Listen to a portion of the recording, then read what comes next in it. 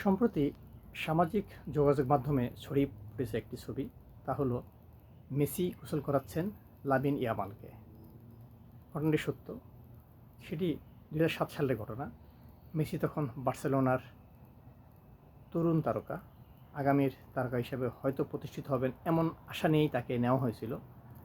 তখন বার্সেলোনা ফাউন্ডেশনের উদ্যোগে কয়েকটি পরিবারের সন্তানদের সাথে পরিবারের সাথে একটি অনুষ্ঠান আয়োজন করা হয়েছিল। সেখানে লটারির মাধ্যমে কে কাকে গোসল করাবেন এই একটি কর্মসূচি ছিল। কাকতালীয়ভাবে সেই লটারিতে মেসির ভাগ্যে পড়েছিল লামিন ইয়ামালকে। লামিন ইয়ামাল বলের মধ্যে, পানির মধ্যে বসা আছেন আর মেসি তাকে গোসল করাচ্ছেন। কে জানতো এখন এই দুইজনই বিশ্বকাপের ফাইনালে শিরোপা জয়ের প্রতিপক্ষ। অর্থাৎ স্পেন যদি দ্বিতীয় শিরোপা জিততে হয়, লামিন ইয়ামাল আর স্পেন যদি দ্বিতীয় শিরোপা জিততে চায়, তাকে মেসিকে হারাতে হবে। আবার মেসি যদি আমার দ্বিতীয়বারের মতো ট্রফিতে হাত চোয়াতে চান, তাহলে কিন্তু লামিন ইয়ামালের দলকে হারাতে হবে। তখন কেউ জানতো না, 2007 সালে কেউ জানতো না মেসি এভাবে বিশ্ব মাতাবেন, বিশ্বখ্যাত ফুটবলার হবেন, সব রেকর্ড ভেঙে ফেলবেন, গোলের পর গোল বইয়ে দেবেন, ব্যালন ডি'র জিতবেন, সমস্ত পুরস্কার জিতবেন, বিশ্বকাপের রেকর্ডের উপর রেকর্ড করবেন। তা কেউ জানতো না, কিন্তু সেটি হয়ে গেছে। আবার একই ঘটনা, একই কাকতালীয় ঘটনা, সেই লামিন ইয়ামাল যাকে মেসি গোসল করিয়েছেন ছোটোবেলায়, 1.5 বছর মতো বয়স হবে বা তার একটু কম, সেই লামিন ইয়ামাল এখন মেসির প্রতিপক্ষ, মেসির সাথে ম্যাচ খেলবেন, ফাইনাল ম্যাচ, তাও সেটা বিশ্বকাপের ফাইনাল। কিছুদিন আগে লামিন ইয়ামাল এই কথা বলেছিলেন যে আমি আশা করি কোনো এক ফাইনালে মেসির সাথে আমার দেখা হবে।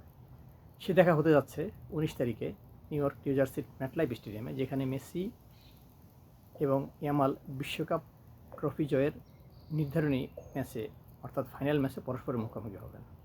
সেখানে নিশ্চয়ই একটা আবেগঘন মুহূর্ত তৈরি হবে মেসি এবং ইয়ামালের মধ্যে, সেটা স্বাভাবিক। তবে সেটা আসলে আবেগটা বুকের ভিতরেই থাকবে, আর বুকের আরেক অংশে কিন্তু থাকবে পরস্পরকে হারিয়ে শিরোপা জেতা। ওইটি হলো আসল। আর আবেগ তো থাকবেই, সেটা স্বাভাবিক মানুষের হিসাবে আবেগ থাকবে।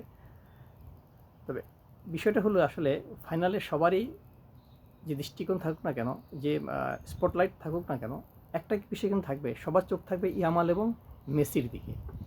তারা যদি বল দখলের জন্য যান, তখনও কিন্তু দেখা যায় দর্শকদের মধ্যে একটা বাড়তি আগ্রহ, উৎসুক ভাব যে কী হচ্ছে ঘটনা, কে বলে জিতছেন, মেসি জিতবেন না ইয়ামাল জিতবেন বল দখলের লড়াইয়ে। আবার তাদের মধ্যে পরস্পর যদি ফাউলের ঘটনা ঘটে, সেটাও মানুষ এনজয় করবে। আসলে খেলা তো খেলাই, খেলার মধ্যে তো আর আবেগ কাজ করা যায় না, আবেগ তো মাঠের বাইরের বিষয়। তবে সবাই খুব এনজয় করবেন মেসি ইয়ামালের এই লড়াই।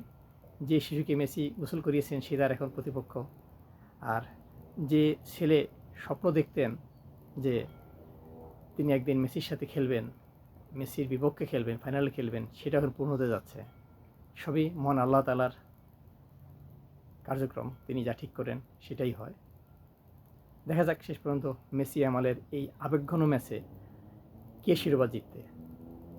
অবশ্য আর্জেন্টিনা এবং স্পেন, তাদের কিন্তু একটা পারিবারিক সম্পর্ক আছে, সে বহু পুরনো সময় থেকে আর্জেন্টিনা এবং স্পেনবাসীদের মধ্যে। কারণ এই আর্জেন্টিনা স্প্যানিশ ভাষায় কথা বলে, স্প্যানিশরা আর্জেন্টিনা দখল করেছিল, স্প্যানিশরা এরপরে সেখানে যে বসতি গড়েছে, পরে অন্য দেশের লোকজনও এসেছে। প্রথম মহাযুদ্ধ, দ্বিতীয় মহাযুদ্ধের পর প্রচুর লোক সেখানে পাড়ি জমিয়েছে, জার্মান, ইতালিয়ান, তারপরে ইউরোপের, পূর্ব ইউরোপের বিভিন্ন দেশ, বুলগেরিয়া, হাঙ্গেরি, তুর্কি, নানান জাতের মানুষ সেখানে উপস্থিত। কিন্তু সবাই কিন্তু স্প্যানিশ ভাষায় কথা বলে, নিজস্ব ল্যাঙ্গুয়েজ আছে কিন্তু স্প্যানিশ ভাষায় কথা বলে।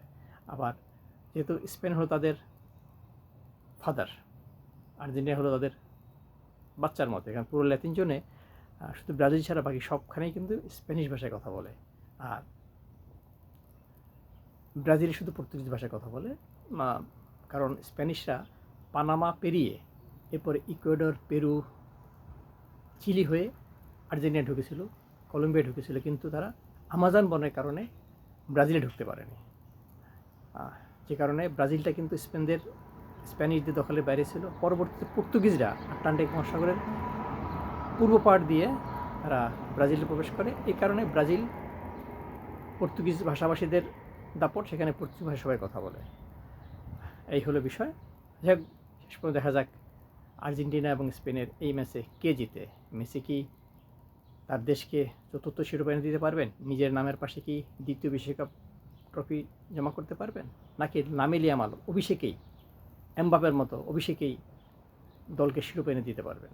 এমবাপে যেরকম 2018 সালে তার অভিষেক বিশ্বকাপে ফ্রান্সকে ট্রফি এনে দিয়েছিলেন, এখন লামিন ইয়ামাল কি পারবেন সেভাবে নিজেকে উপস্থাপন করে দলকে দ্বিতীয়বারের মতো ফাইনালে সফল করতে? অর্থাৎ স্পেন কিন্তু একবারই ফাইনালে উঠেছিল, সেবার তারা চ্যাম্পিয়ন হয়েছে। এবার তাদের দ্বিতীয়বার ফাইনালে ওঠা, দেখা যাক দ্বিতীয়বারে তারা চ্যাম্পিয়ন হতে পারে কিনা। রফিকুল হায়দার ফরহাদ, নিউ ইয়র্ক, মার্কিন যুক্তরাষ্ট্র।